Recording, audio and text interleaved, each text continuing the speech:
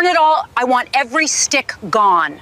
The HOA president stood smirking in my driveway as hired guys fired up chainsaws, chopping my entire winter stockpile.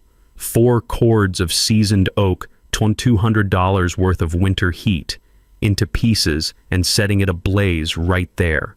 I had permits, fire marshal approval, township clearance. None of it mattered. Priscilla hated the look, so she ordered it destroyed.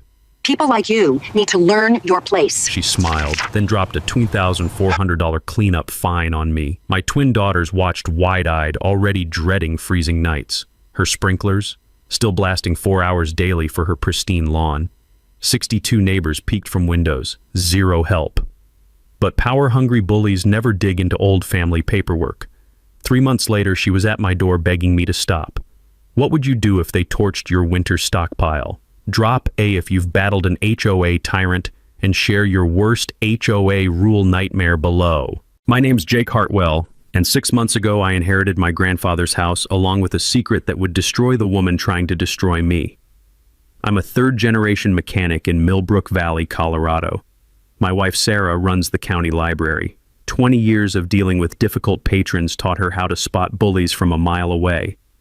Our twin daughters, Emma and Grace, are high school juniors who've never seen their dad back down from a fight, which made what happened next even more confusing for them.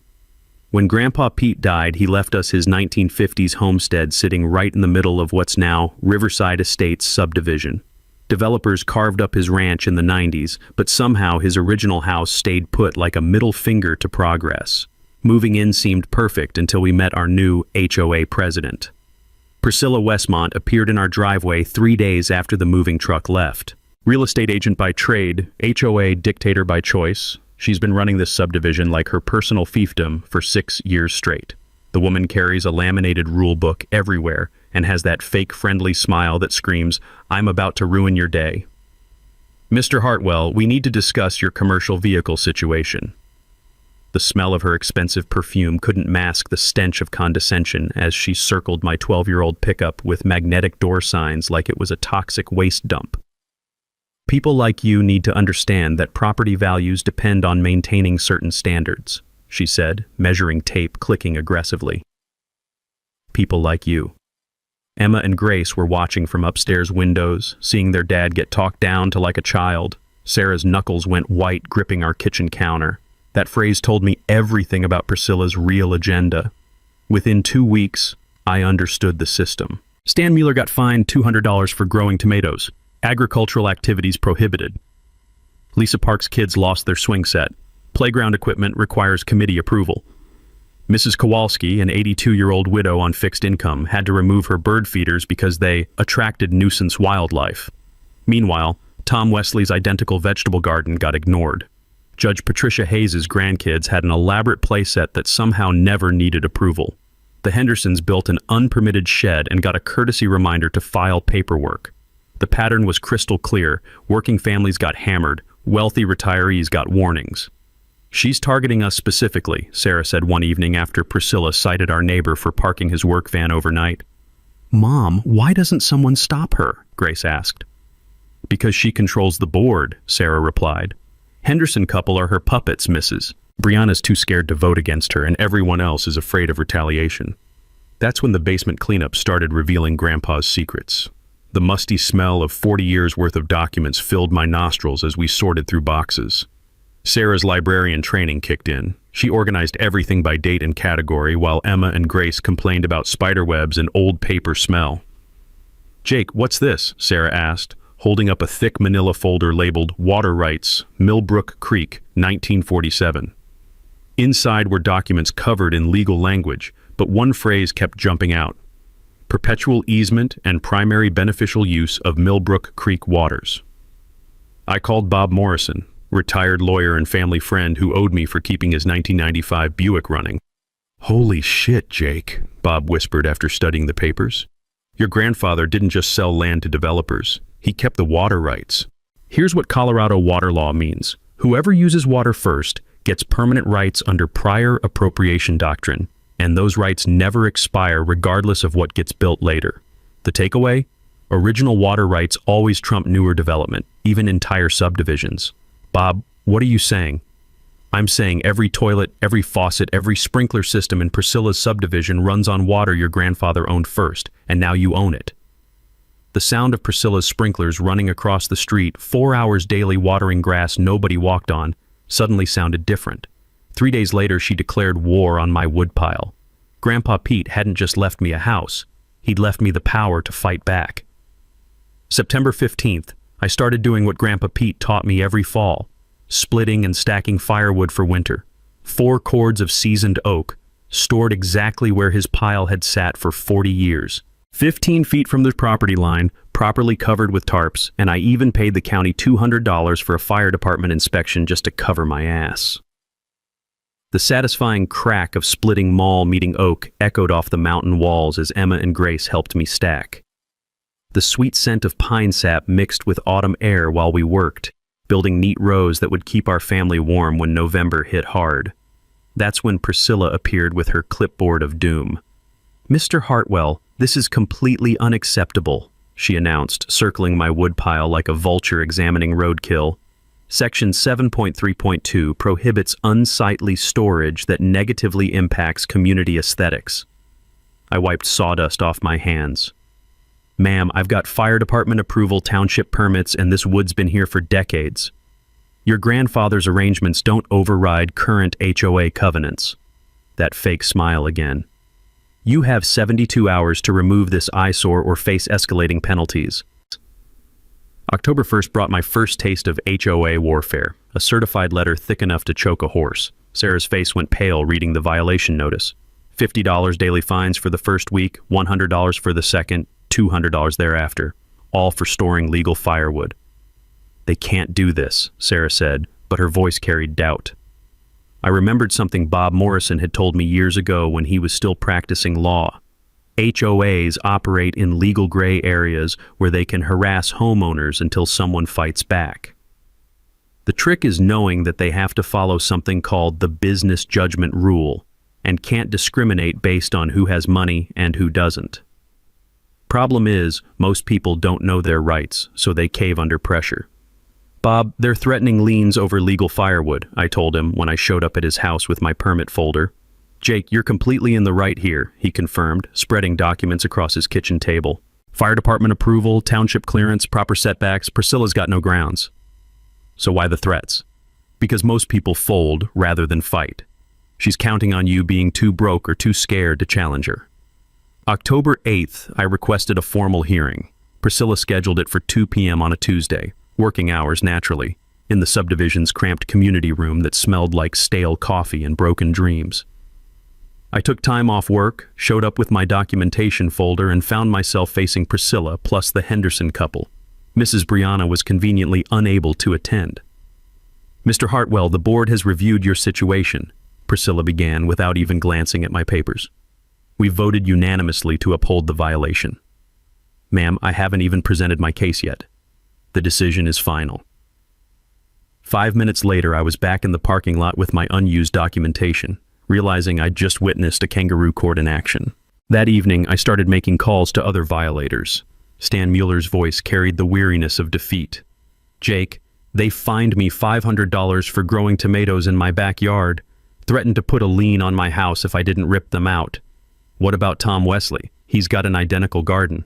"Yeah, well, Tom Wesley plays golf with the Henderson brothers." Lisa Park had the same story. $300 fine for her kid's swing set while Judge Hayes's grandkids played on equipment twice as large without any citations. The picture was getting clearer, but I needed proof. October 15th, I spent Saturday morning walking the subdivision with my phone camera, documenting what Bob would later call selective enforcement. Tom Wesley's vegetable garden, no citations. Patricia Hayes's elaborate playground, no violation notices. The Hendersons' clearly unpermitted storage shed, no enforcement action. But every working-class family had violation papers taped to their doors. When I confronted Priscilla with photo evidence the next Monday, her mask slipped completely. "Mr. Hartwell, some residents understand community standards better than others." Her voice turned ice cold. "Perhaps you should consider whether this neighborhood is really right for your family." There it was. The threat wrapped in suggestion: conform or get forced out. November 1st brought escalation, $1,400 in accumulated fines plus legal language about property liens. Sarah held the letter with trembling hands while Emma and Grace watched their parents' stress levels spike. "Dad, why is she doing this to us?" Emma asked that night. "Because she thinks people like us don't belong in her perfect neighborhood." Grace, always the fighter, crossed her arms. "That's bullshit." Language, but yeah, honey, it is. That night, while Sarah researched legal aid attorneys we couldn't afford, and the girls worried about losing their home, I sat in Grandpa's basement staring at that water rights folder. The sound of Priscilla's sprinklers running at 11 p.m., watering dead grass in November, finally pushed me over the edge. Time to find out what cards Grandpa Pete had really left me. November 30th, I woke up to the sound of chainsaws in my driveway.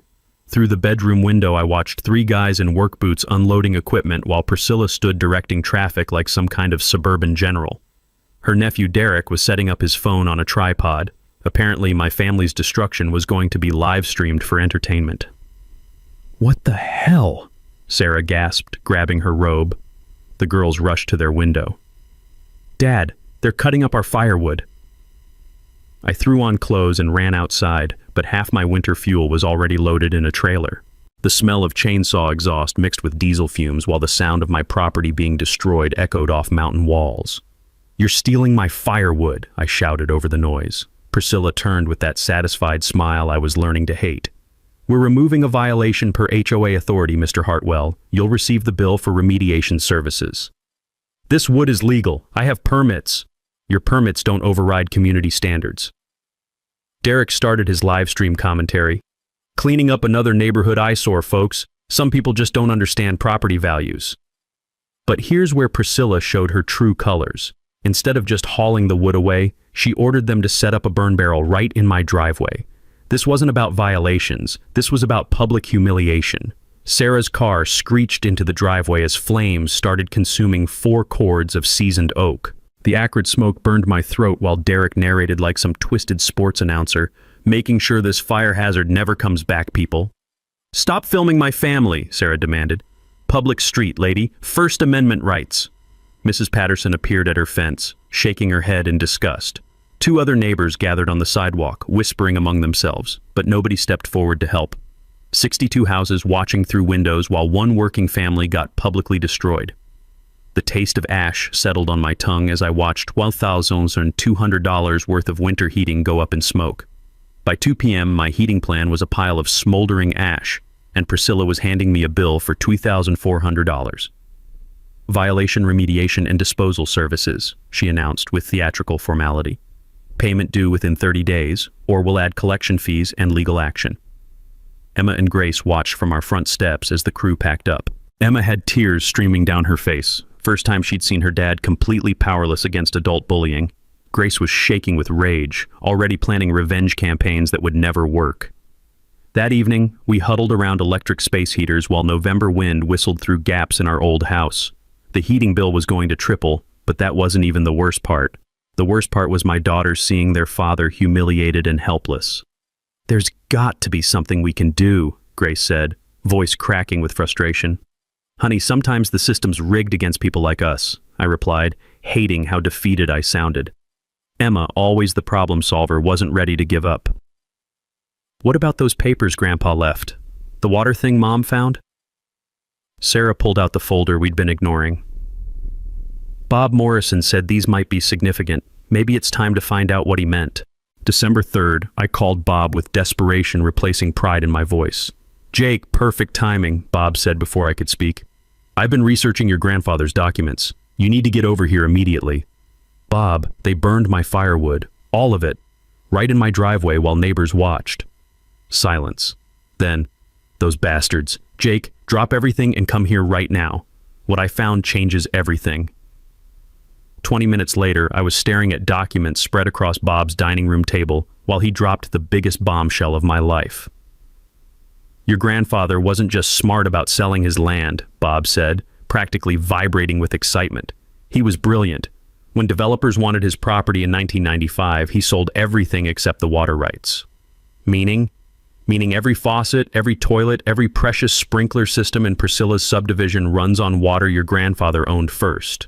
"Colorado water law is absolute. First in time, first in right." My head started spinning. But how does that help me? Bob's grin turned predatory. Jake, I found the financial trail. Something called Millbrook Creek Water Services has been collecting $3,400 monthly from the HOA for water access. That shell company traces directly to your grandfather's estate. The room went silent except for my heartbeat. You're telling me? I'm telling you the HOA has been unknowingly paying you $81,600 over 2 years while Priscilla harassed your family with your own money. The irony was perfect. While she burned my heating fuel for being unsightly, her lawn was being watered 4 hours daily with my water, paid for with money that was legally mine. Bob, what can I do? Jake, you don't just have water rights. You are the water company. Every drop in that subdivision flows at your discretion. I thought about Derek's smug commentary, Priscilla's satisfied smile, my daughter's tears. How fast can we move on this? 30-day notice required by law. But once you play this card... Bob leaned forward. There's no going back. You ready for total war? Through his window, I could see Priscilla's sprinklers running despite yesterday's snow. She declared war when she burned my family's winter heat. I'm just going to win it. December 5th. I did something I'd never done before. I started recruiting allies for war. First stop, Stan Mueller's house. Stan answered the door looking like a man who'd given up fighting, until I explained what Bob Morrison had discovered. You're telling me you own the water system? Stan's eyes went wide. The whole damn subdivision? Every drop. And I need families willing to stand together against Priscilla's harassment. Within hours, Stan had called Lisa Park. By evening, we had 6 families crammed into my auto shop after closing time. The smell of motor oil mixed with determination as I spread Bob's legal documents across my workbench under fluorescent lights. We've all been victims of selective enforcement, I began. But what if there's a way to end this permanently? Mrs. Kowalski, 82 and fierce, leaned forward. Jake, that woman destroyed my bird feeders out of spite. What can we really do? That's when I explained the water rights bombshell, watching defeated faces transform into something dangerous. Hope mixed with anger. You can legally control their water? Lisa asked, voice rising with excitement. With proper notice, yes, but this is about equal treatment, not revenge. December 10th, I installed monitoring equipment at the creek source. Morning frost crunched under my boots as I worked, pine-scented air filling my lungs while I mounted digital meters. My easement rights gave me legal access to every drop flowing into the subdivision. What I discovered made my blood boil. Average daily usage, 12,000 gallons. But Priscilla's house alone consumed 800 gallons daily watering grass during irrigation season, more than 3 working families combined used for drinking, cooking, and bathing. The hypocrisy was stunning. She was burning my heating fuel for being unsightly while wasting enough water daily to fill a swimming pool. Meanwhile, Sarah launched her own investigation into HOA finances. Jake, this is huge, she said, spreading documents across our kitchen table. Her librarian detective skills had uncovered systematic fraud, $23,000 in fake invoices to Westmont Property Services for work that never happened, emergency landscaping that left no trace, tree removal services neighbors confirmed never occurred, equipment purchases that somehow never materialized. She's been embezzling for years, Sarah concluded. Bob's legal assessment was chilling. This is felony territory, Jake. Prison time if prosecuted. But December 15th brought Priscilla's counterstrike. I was installing backup monitoring equipment when Derek appeared with 2 guys I didn't recognize, thick necks, work boots, aggressive postures. You need to stop messing with community property, Derek announced, filming with his phone. This is my easement. I have every legal right to monitor water flow. Legal right my ass, you're trespassing. The bigger guy stepped closer. Maybe you should find somewhere else to live, mechanic. This neighborhood's getting too expensive for people like you. The threat was clear, but they'd made a critical error. Derek was still filming, capturing their intimidation on video. Gentlemen, you're on camera threatening a homeowner exercising legal property rights, I said calmly. I hope you're prepared for that footage to become evidence.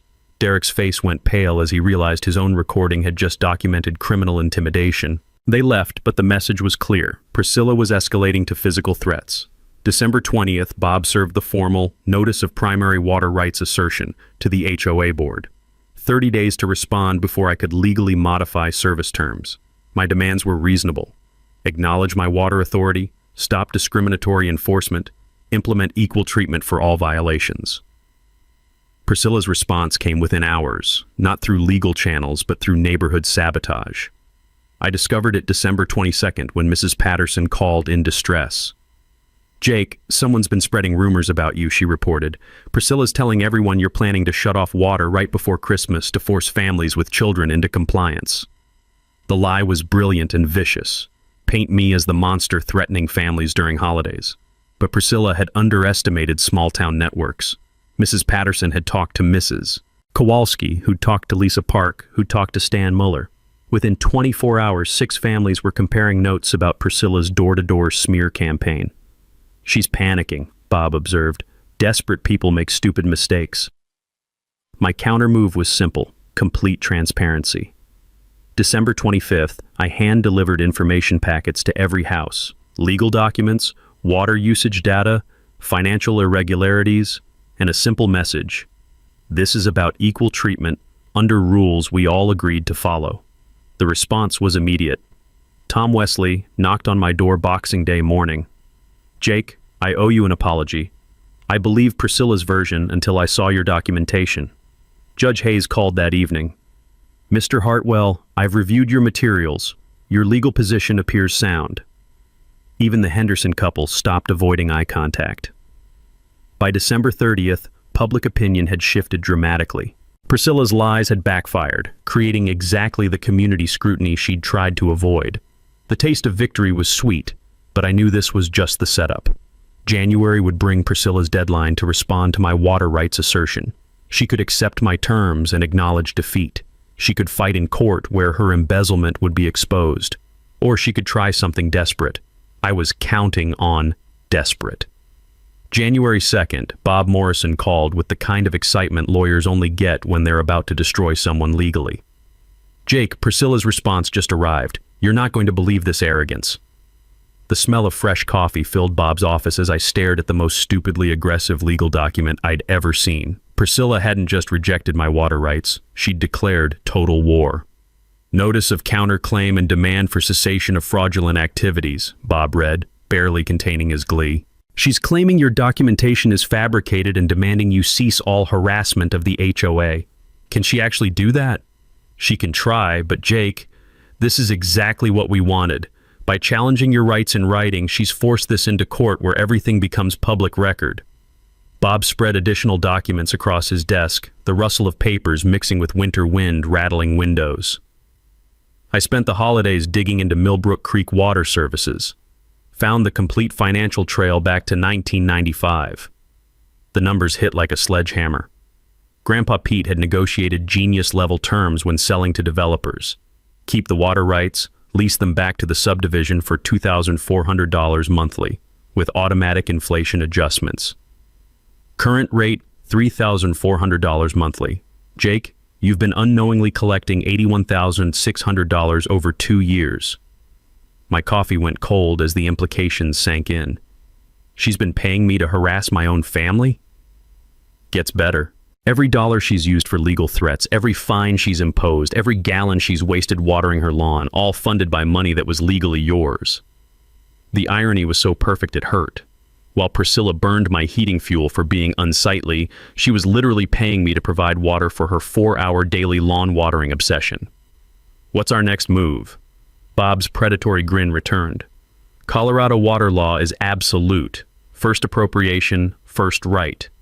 Your 1947 claim trumps everything. But here's the beautiful part. When this hits court, discovery rules mean both sides must provide financial records. He pulled out Sarah's embezzlement research. All those fake invoices, phantom companies, personal account transfers, they become evidence in a public trial. So Priscilla has to choose between accepting my water authority or exposing her crimes? Exactly. Either way, she's finished. January 5th brought vindication. Local HOA dispute reveals complex water rights issues hit the newspaper. The reporter had verified my grandfather's 1947 water claim through county records. Priscilla's panic response was immediate. Emergency HOA meeting scheduled for January 8th, with inflammatory notices about defending our community against fraudulent takeover. The community center was packed beyond capacity, 68 residents plus standing room overflow. The fluorescent lighting felt harsh as media crews set up. Linda Chang from Channel 7, Denver Post reporter, even a blogger with a serious camera. The air buzzed with nervous energy as Priscilla opened with desperate theater. "Neighbors, Jake Hartwell is attempting to extort our community using fabricated documents." I raised my hand for recognition. "Mr. Hartwell has said quite enough," she snapped. Fatal mistake. Judge Patricia Hayes, retired but razor-sharp, rose from her seat. "Point of order, Madam President. Why are you denying a homeowner's legal right to address this assembly?" The crowd's murmur turned hostile toward Priscilla. Under television lights, sweat was visible on her forehead. "Furthermore," Hayes continued, "I've examined Mr. Hartwell's documentation. These water rights appear legitimate. If they're fraudulent as you claim, where's your contrary evidence?" Priscilla was trapped. She couldn't provide contrary evidence because none existed. The taste of victory was metallic in my mouth as I watched her composure crumble. "The board will respond through proper legal channels," she stammered. "When?" Hayes pressed. "Your deadline expires January 20th. Even wealthy neighbors were asking uncomfortable questions about financial transparency and enforcement equality. The power structure was shifting visibly. That's when I knew Priscilla would never surrender gracefully. Cornered animals do desperate things. I just had to be ready when she lashed out. January 10th, I did something that would have terrified me 6 months ago. I started planning like a general preparing for the final battle, except my weapons were water meters and legal documents instead of tanks and artillery. Bob Morrison's law office became our war room. Maps of the subdivision covered his conference table, water usage charts lined the walls, and Sarah's embezzlement research filled 3 binders. The smell of marker ink mixed with Bob's terrible coffee as we plotted Priscilla's inevitable downfall. "She's got 11 days to respond," Bob said, circling January 20th with red marker. "Based on her narcissistic personality, she'll try something desperate rather than admit defeat." "What kind of desperate?" "Could be bribery. People with money always try to buy their way out first. Could be intimidation, sabotage, maybe even violence. Cornered sociopaths are unpredictable." I spent the next 3 days installing backup monitoring systems at multiple points along Millbrook Creek. The morning frost crunched under my boots as I worked, pine-scented air filling my lungs while mounting tamper-resistant digital equipment that could withstand anything short of dynamite. Every gallon flowing into Priscilla's precious subdivision was now tracked in triplicate. Even if she hired professionals to sabotage my equipment, the redundant systems would keep recording her community's water dependency. From my research with Bob, I'd learned that water rights monitoring is considered critical infrastructure protection under Colorado law, meaning interference carries felony charges. The takeaway? Sabotaging someone's water monitoring equipment isn't just vandalism. It's a federal crime that can land you in prison. Sarah transformed our kitchen table into mission control, organizing 40 years of Grandpa Pete's documents with precision that would make NASA jealous. Original 1947 water contracts, estate records, county registrations, and Bob's legal research all categorized for instant access. "If this goes to trial, we'll bury them in paperwork," she said, adjusting her reading glasses. "But Jake, what if Priscilla tries to hurt our family directly?" The question haunted me. Emma and Grace didn't understand why Dad was suddenly checking door locks twice and varying routes to work. But after Derek's intimidation attempt with his goon squad, I wasn't taking chances with my daughter's safety. January 12th brought intelligence that changed everything. Mrs. Patterson called during dinner with news that made me smile for the first time in weeks. "Jake, Priscilla's been calling Denver law firms all day. Word is she's planning to sue you personally for harassment and property damage." The beautiful irony was that Bob had predicted this exact move. Personal lawsuits require discovery, and discovery would expose every financial crime Sarah had documented. "She's about to destroy herself trying to destroy you," Bob confirmed when I called him. "It's like watching someone commit suicide with legal documents." We prepared for multiple scenarios with the thoroughness of paranoid survivalists. If Priscilla accepted my terms, we'd implement community oversight and equal enforcement. If she sued, we'd counterpunch with criminal charges. If she tried sabotage, we had security cameras and law enforcement contacts ready. But I wanted more than defense. I wanted overwhelming victory. January 15th, I approached Deputy Dave Martinez at the gas station.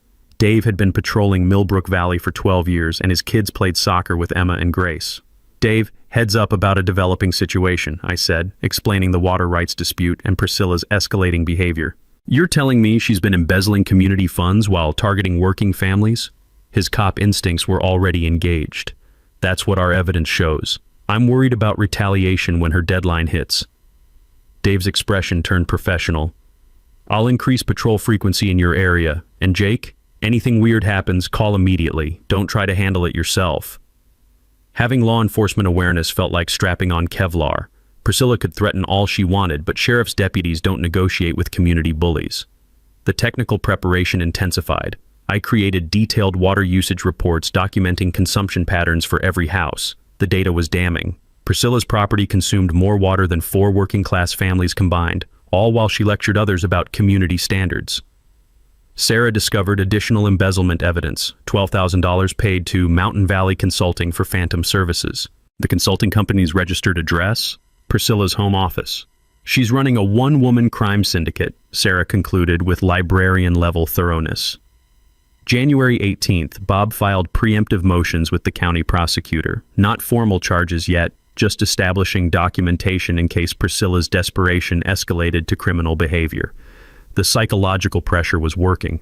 Mrs. Patterson reported unusual activity at Priscilla's house. Cars at odd hours, lights past midnight, neighbors hearing arguments through windows. She's cracking, Bob observed. People who've never faced consequences often lose their minds when accountability finally arrives. That evening I sat in Grandpa's workshop breathing familiar scents of motor oil and old wood while cleaning tools. Emma and Grace did homework upstairs, Sarah graded papers in the kitchen, and everything felt almost normal. But January 20th was coming. Priscilla had to choose, surrender or get destroyed publicly. I was betting she'd choose destruction. Narcissists always do. January 19th, 11 p.m. I was doing final equipment checks when headlights swept across my property. A black SUV with tinted windows parked across the street, engine rumbling, just sitting there watching my house. The diesel exhaust smell drifted through my open garage as I pretended to work while photographing the vehicle. 20 minutes later, it drove away without approaching. I called Dave Martinez immediately. Jake, I'll increase patrols tonight. Document everything, but don't confront anyone directly. January 20th, deadline day, brought deafening silence. No response from the HOA board, no legal documents, no communication of any kind. Under Colorado water law, failure to respond within 30 days meant automatic acceptance of my terms. I legally controlled the subdivision's water system now. That afternoon, Tom Wesley appeared at my auto shop looking like a man being forced to deliver bad news to the mafia. Jake, I'm here unofficially, he said, glancing around nervously. Priscilla asked me to make you an offer. He handed me an envelope thick enough to contain a novel. Inside was a cashier's check for $75,000 and a typed note. For immediate cessation of water rights claims and relocation from Riverside Estates within 60 days. The bribery attempt was breathtaking in its stupidity. Priscilla was trying to buy me off with what had to be embezzled HOA funds to abandon legal rights I'd already established. Tom, where did this money come from? Honestly, I don't know, and I'm starting to worry about that. Tom's banker instincts were finally kicking in. Some of us have been asking uncomfortable questions about HOA finances lately. I handed the unopened check back. Tell Priscilla all communication goes through Bob Morrison now. 2 hours later, a Channel 7 news van pulled up outside my shop. Linda Chang emerged with camera crew, but something felt off. They'd been called here, not discovered the story naturally. Mr. Hartwell, we've received reports that you're extorting the HOA with fraudulent water rights claims. The setup was obvious. Priscilla was trying media manipulation to paint me as the neighborhood villain before the truth came out. But I'd spent weeks preparing for exactly this moment. Ma'am, I have county-verified documentation establishing my family's 1947 water rights, I replied calmly. If anyone believes those documents are fraudulent, they're welcome to challenge them in court where all HOA financial records become public evidence. Linda's expression shifted as she caught my implication. Are you suggesting financial irregularities? I'm suggesting transparency benefits everyone in this dispute. Within minutes, her narrative flipped from homeowner threatens neighborhood to water rights dispute reveals deeper community issues. The smell of victory was sweeter than pine sap. January 22nd brought Priscilla's most desperate move. Sarah was returning from the library when she found Derek with two guys she didn't recognize, photographing our water monitoring equipment. Not vandalizing, just documenting everything with professional cameras. "That's private property," Sarah called out. "Public easement, lady. First Amendment rights," Derek replied, still live streaming on his phone. Critical error. Derek was creating video evidence of reconnaissance activity targeting critical infrastructure, a federal crime when it involves water systems. "Derek, you're broadcasting surveillance of protected water monitoring equipment," I said when I arrived. "I hope you understand the Homeland Security implications of that footage." His confident smirk vanished as he realized his own live stream had just documented potential terrorism charges. January 24th brought property escalation. I discovered my truck's tires slashed overnight, all for a professional job with identical cuts. The rubber smell mixed with morning frost as I photographed the damage. But Priscilla had miscalculated again. My security cameras captured everything. Two figures in dark clothing, faces partially visible, using identical utility knives. Dave Martinez examined the footage with professional interest. "Jake, this shows premeditation and coordination. We're looking at conspiracy charges now." The psychological pressure was working. Mrs. Patterson reported that Priscilla's house had constant activity, multiple cars daily, arguments audible through windows, lights burning past midnight. "She's falling apart," Mrs. Patterson whispered. "Yesterday I saw her screaming at Tom Wesley in her driveway about incompetent board members." January 26th brought the breaking point. 3 more families reported attempted break-ins targeting documents, but the burglars had been sloppy, elderly misses. Brianna spotted them and called police. 2 arrests, both men with prior records hired through Derek's construction contacts. When Dave Martinez called with the arrest details, his voice carried satisfaction. "Jake, they're talking. Paid $500 each to search for old water paperwork that could contradict your claims." "Any paperwork exists?" "That's the beautiful part. They were searching for documents that don't exist because your rights are legitimate. Priscilla committed multiple felonies chasing a fantasy." That evening, Judge Patricia Hayes called an emergency community meeting, completely bypassing Priscilla's authority. The community center was packed beyond fire code limits. 76 residents, plus media and law enforcement. The fluorescent lights felt harsh as tension filled the room. "Neighbors, criminal activity has escalated beyond acceptable limits," Hayes announced. "It's time for this community to choose between lawful resolution and continued chaos." Bis. Priscilla tried maintaining control. "This meeting is unauthorized." "Madam President, you lost moral authority when crimes were committed in your name," Hayes interrupted coldly. The crowd was turning openly hostile toward Priscilla. Even her former allies were physically distancing themselves. The endgame was here. January 28th brought Priscilla's last-ditch effort to avoid total destruction, and it was uglier than I expected. I was opening my shop when Sheriff Thompson himself pulled up, not Deputy Martinez. When the actual sheriff shows up instead of deputies, you know something serious is happening. "Jake, we arrested 2 more men last night attempting to tamper with your water monitoring equipment," he said grimly.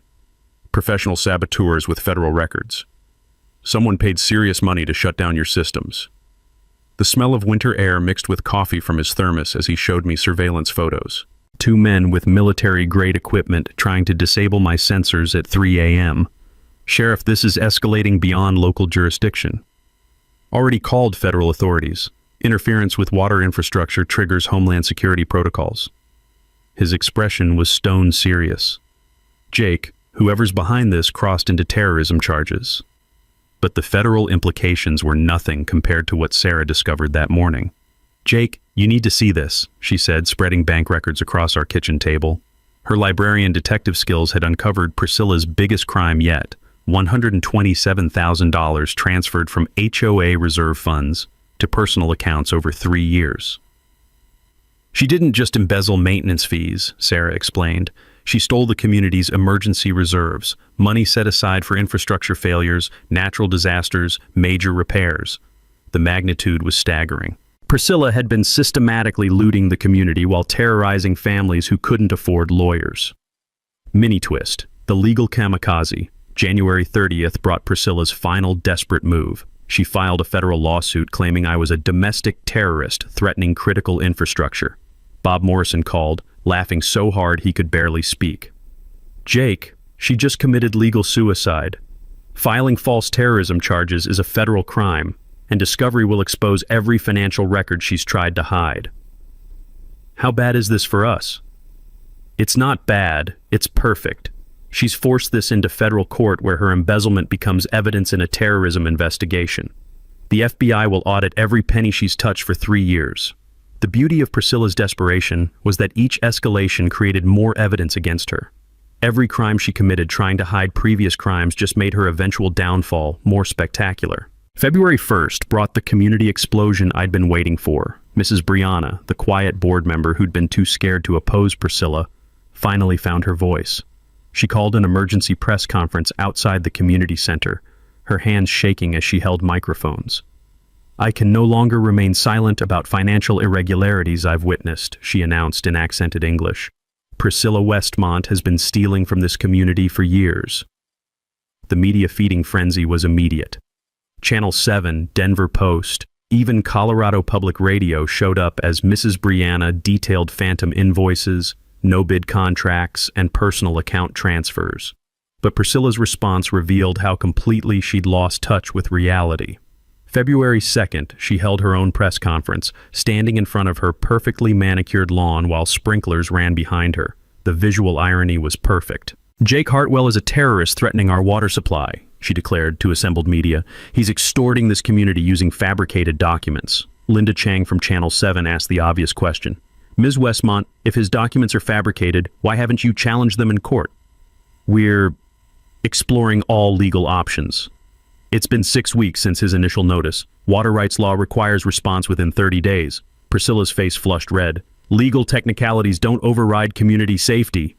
But the most damaging moment came when a Denver Post reporter asked about financial management.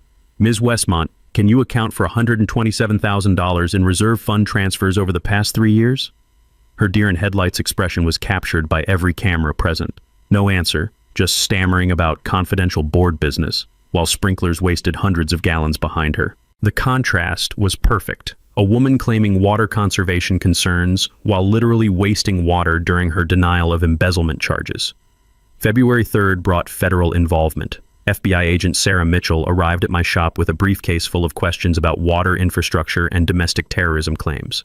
The scent of motor oil mixed with her official perfume as she examined my monitoring equipment. "Mr. Hartwell, we're investigating allegations that you've threatened critical infrastructure." "Agent Mitchell, I've been documenting legal water usage under inherited easement rights. Everything's been coordinated with local law enforcement."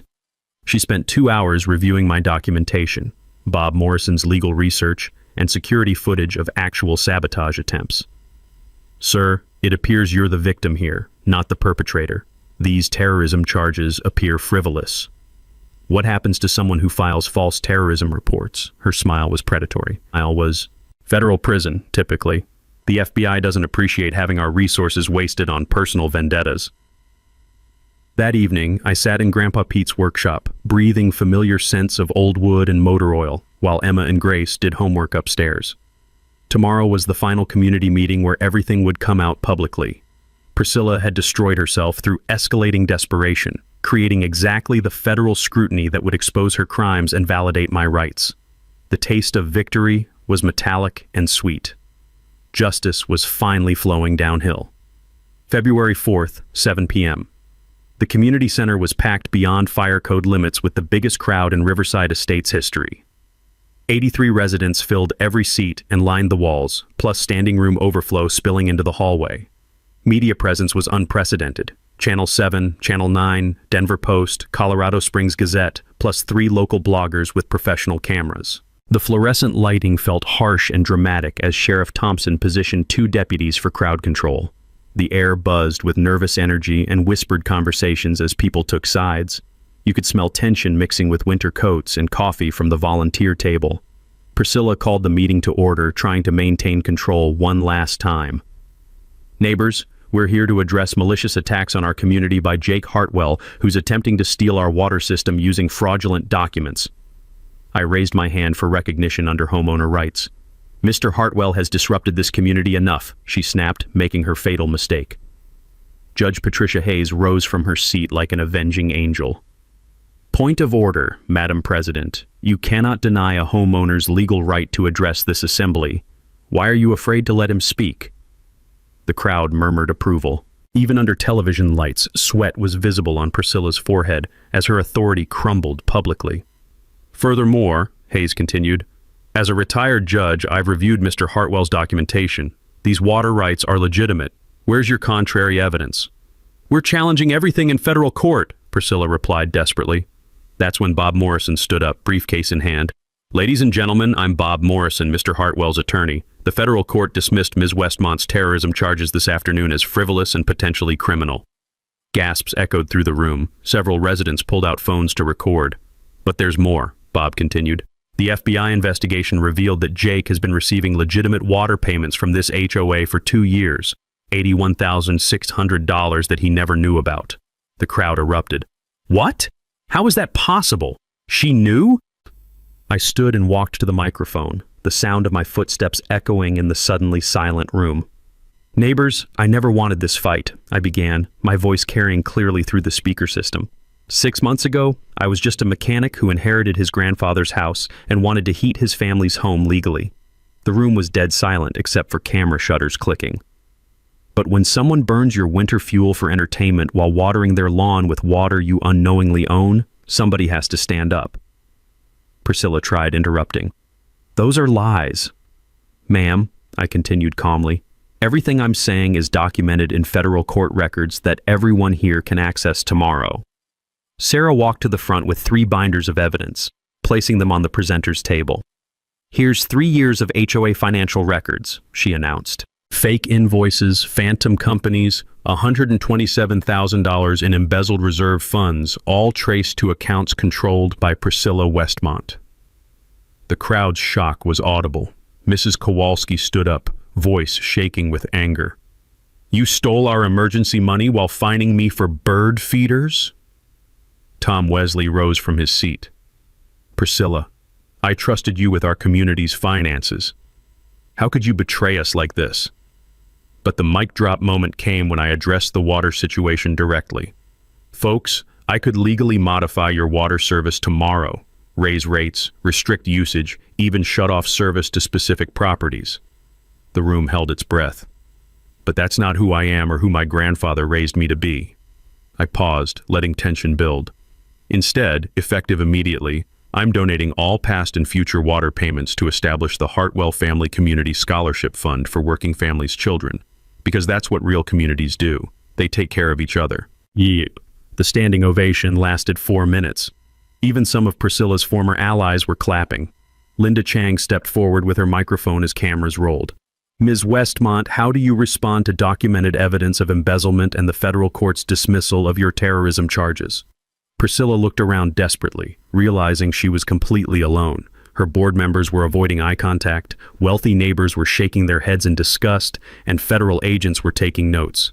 "This is a conspiracy!" she screamed. "You're all against me!" Sheriff Thompson approached her calmly. "Ma'am, I need you to come with us. The district attorney has issued a warrant for your arrest on charges of embezzlement, filing false reports, and conspiracy." As handcuffs clicked, the room erupted in applause. Derek, filming everything, looked like he wanted to disappear. The last image was perfect, Priscilla being led away in handcuffs while her sprinklers continued wasting water in the darkness outside, and 83 neighbors finally free from her tyranny. Justice had flowed downhill, just like water always does. February 15th brought sweet vindication. Former HOA president charged with embezzling $127,000 from community funds dominated local headlines. Priscilla pled guilty to avoid trial, receiving 18 months in federal prison plus full restitution. Her real estate license was permanently revoked, properties were seized to cover damages, and she became a cautionary tale about what happens when petty power corrupts completely. The media coverage was beautiful. Water rights discovery exposes years of HOA corruption. Mechanics' legal victory leads to community reform. David versus Goliath, how one family's fight freed an entire neighborhood.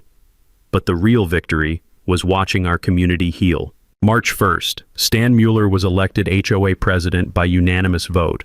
My endorsement made the difference. The new board included Lisa Park, Mrs. Patterson, a reformed Tom Wesley who'd learned about courage, and Mrs. Brianna finally free to vote her conscience. Their first official act was revolutionary: abolish all aesthetic standards violations and establish due process requirements for any future enforcement. Working families would never again face systematic harassment for existing in their own neighborhood. The Hartwell Family Community Scholarship Fund launched with $41,000. My donated water payments plus community contributions. Our first recipients included Emma and Grace, plus 4 other working-class kids who'd previously had no college hopes. The selection criteria were simple: academic merit and community service, regardless of family income. Emma plans to study civil rights law, Grace is considering community organizing, and both learned that standing up to bullies sometimes means becoming leaders themselves. April brought infrastructure improvements that saved everyone money. My mechanical expertise helped redesign the water distribution system, reducing monthly costs by 25% while improving pressure throughout the subdivision. The engineering changes became a case study for Colorado water rights advocacy groups, proving that community cooperation beats corporate control every time. But the sweetest revenge was watching the neighborhood transform from fear to friendship. June 20th. First annual Millbrook Valley Community Day filled the streets with genuine celebration. My free automotive clinic served 47 families, oil changes, brake checks, and basic maintenance for neighbors who'd helped each other through crisis. The smell of motor oil mixed with barbecue smoke as Sarah's library book drive collected over 2,000 volumes for underfunded schools.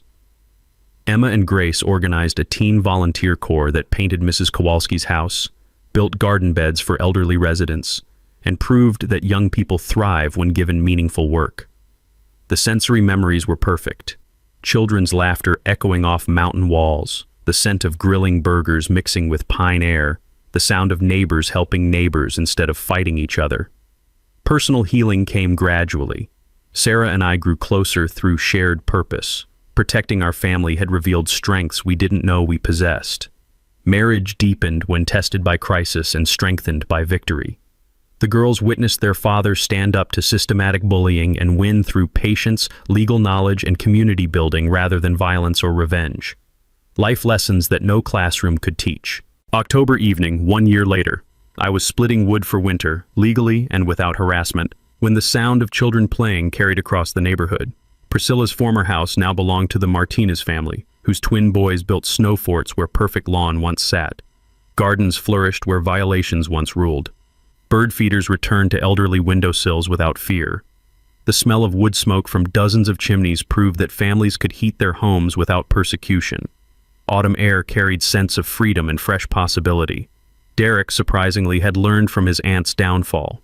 He started a legitimate landscaping business, hired 3 local teenagers, and actually apologized for live streaming my family's humiliation. Sometimes even enablers can choose redemption over revenge.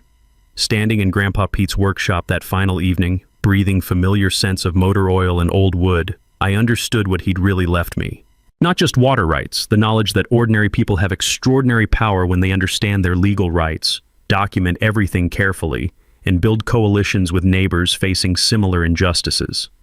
Sometimes the person getting pushed around is quietly sitting on exactly what the pusher needs most.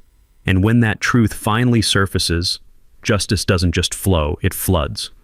So, that is how a small-town mechanic took down an HOA dictator using nothing but paperwork and patience. But here's what happened after Priscilla got handcuffed on live TV. Jake could be bitter, how most people would be. This woman burned his family heating fuel, terrorized his neighbor for years, and stole $127,000 from their community reserve. Instead, he donates every penny of the water rights payments, on $81,600 to a scholarship fund for working families' kids.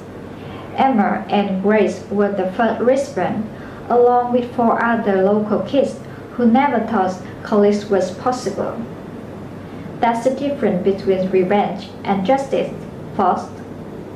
Revenge tears people down. Justice builds something better.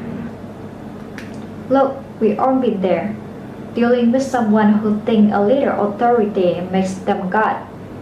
Whether is an HOA Karen, a boss who power trip, or that neighbor who called code enforcement on your kids' chart art. The question is, when they come for you, are you ready? Because I guarantee they're not expecting you to know you're right. Document everything and fight back with fact instead of fury. What's your HOA owner story? Drop it below, because somebody needs to hear they are not alone in this. Subscribe if you love seeing bullies get served justice, and ring that bell for more stories where the little guy green through brain, not brawn. Remember, sometimes the best defense against petty tyrants isn't fighting fire with fire. It's drowning them in their own paperwork. Thank you for watching.